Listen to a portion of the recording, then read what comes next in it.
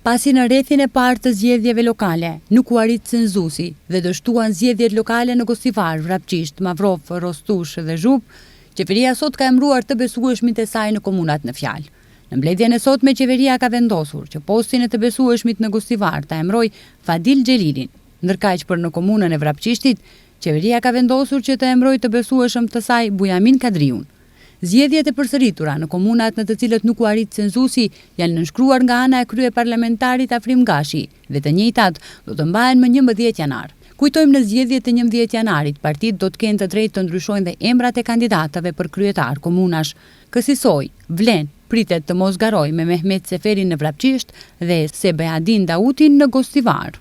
Ndërkaq, qeveria pritet që gjatë javës t'i dorëzojë në kuvent emrat e ministrave të ri, të cilët do të plotësojnë pozitat e mbetura bosh pas zgjedhjeve lokale.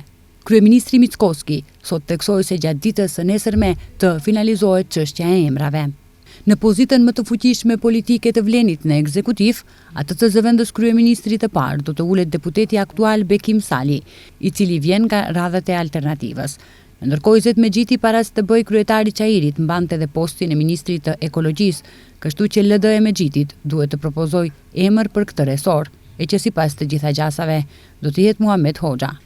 Nga ana tjetër, me që titulli zëvendës kryeministër i parë është jo formal, atëherë Bartësi duhet të ketë një resor. Në këtë rast, jo zyrtarisht, Sali do të merr pozitën e zëvendës kryeministrit për qeverisje të mirë, që aktualisht drejtohet nga Arben Fetai i ASH-s.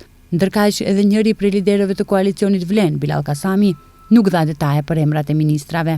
Jemi në bisedime sipër për të gjetur një format më të mirë se kush do t'i pri koalicionit Vlen, apo formën se si do të udhëhiqet leadershipi i Vlenit, si do që t'jetë, unë besoj që kjo do të reflektoj realitetin e koalicionit, por do t'jetë në të mirë të udhëheqjes koalicionit edhe të përfaqësimit të shqiptarëve.